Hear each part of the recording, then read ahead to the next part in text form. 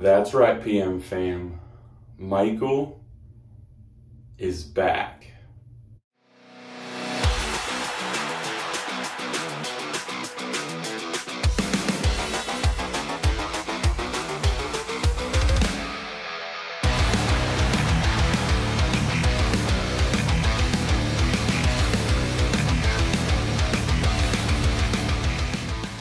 Halloween 4, The Return of Michael Myers, stars Donald Pleasance, Ellie Cornell, Danielle Harris, and George P. Wilbur as Michael Myers himself.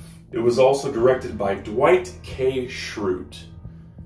I mean, Dwight H. Little. Yeah, that guy. Halloween 4 came out the year that I was born, actually, 1988, and it's a good one. I really liked Danielle Harris's character, Jamie, and Ellie Cornell's character, Rachel. You know, it just adds so much to a film when you actually care about the characters, especially in horror. It means a lot, and it's really well done in this one. And another cool thing about that is Jamie was actually named after Jamie Lee Curtis. Kind of like in the 6th film of the franchise here, The Curse of Michael Myers, when the Strodes, John and Deborah, were named after John Carpenter and Deborah Hill, the original creators of Halloween. Pretty awesome. So since Halloween 3 Season of the Witch bombed big time back in theaters in 1982, they decided to bring this guy back, and in a very big way. So instead of Michael and Loomis dying from that explosion at the end of H2, they survive but with really bad burn marks.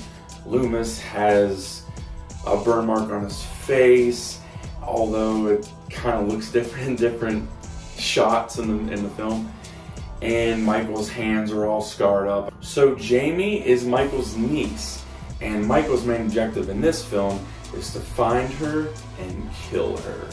So, remember way back when in my H2 movie review when I said that Michael wasn't a child killer? Yeah, you can pretty much forget about that at this point. The score is awesome, as per usual. With just about every single film in this franchise, the music is really, really good.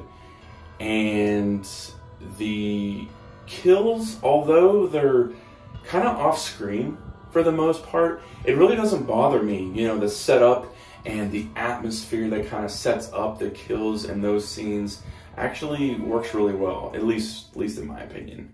The whole idea of having the townspeople come together to try and capture and kill Michael is a really nice touch. And in Halloween Kills, they kind of revisit that for better or for worse. And the love triangle between Rachel, Brady, and Kelly actually works for me. It might seem cliche to some people, but I guess just the characters of Brady and Kelly are really believable, and they really stand out in this film. You know, a lot of times the characters in slasher movies are just, you know, cannon fodder just for the main villain to slaughter them. And they are. They absolutely are. But for me, they do a really good job in this one. The scene on the roof is amazing. There's so much tension built up at this point, and you can feel it. And at the very end, when you see Jamie's foster mother being stabbed to death with this pair of scissors, and all you see is through the two little eye holes of the mask. And then, spoiler alert, 5, 4, 3, 2, 1. It's actually Jamie standing at the top of the stairs with her clown costume on, covered in her foster mother's blood, and holding the pair of scissors.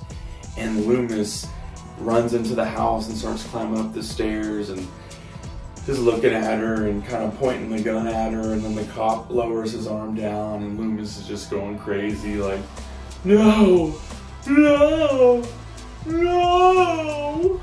And it sounds cheesy because I suck at pretending to be Loomis apparently, but it is very effective in the film, and I think a lot of people remember that scene being really, really creepy, not just because of Jamie and the great reveal of her being the killer, at least at the end of the film. It's Loomis's reaction. And I remember literally getting chills up and down my spine because of the reveal and the ending there. It's pretty chilling. Okay, so I guess I can't do an H4 movie review without talking about that scene.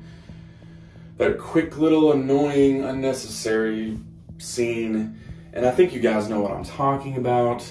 If you've seen the film, the scene in the school where Michael is throwing somebody out of the window and he's wearing a pink mask with blonde hair.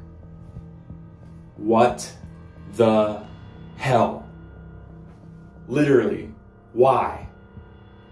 Now I know it's a reshoot and they came back later to reshoot it and they couldn't find the mask and they had the whole mask debacle. You know, if I had $1 every time there was a mask debacle as an excuse for having horrible masks in this franchise, I don't know.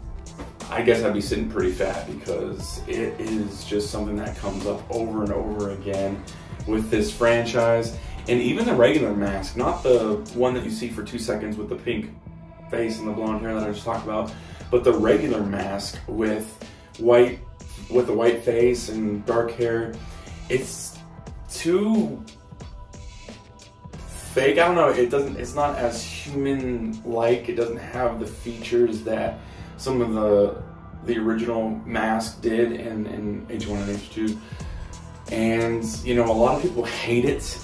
I know that most people have it at the bottom of the ranking as far as the masks go. And I don't hate it, I just don't like it very much. So yeah, guys, this was one of the better sequels for sure. I really enjoyed it, actually. And it was a very fun and exhilarating watch.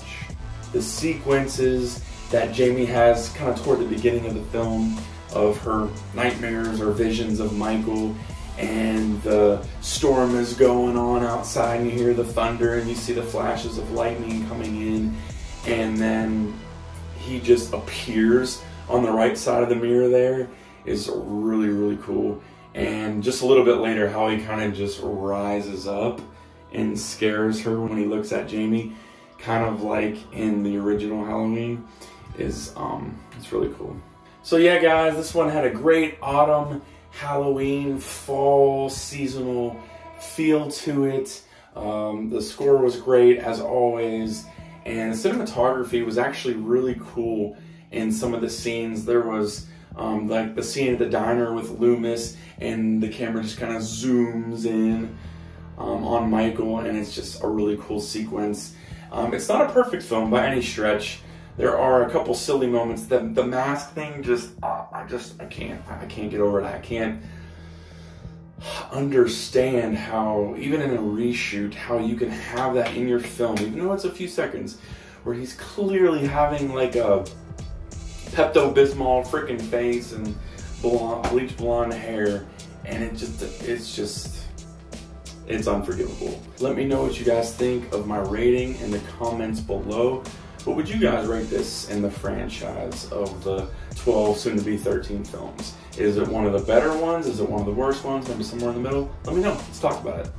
I would say that this is definitely one of the top, if not the most beloved Halloween sequel among most Halloween fans. Alright guys, that's going to do it for this H4 movie review. I really appreciate you guys coming in and checking this out, and let me know what you guys think down in the comments below. Make sure to smash that like button and subscribe. Put those notification buttons on and the bells and the something.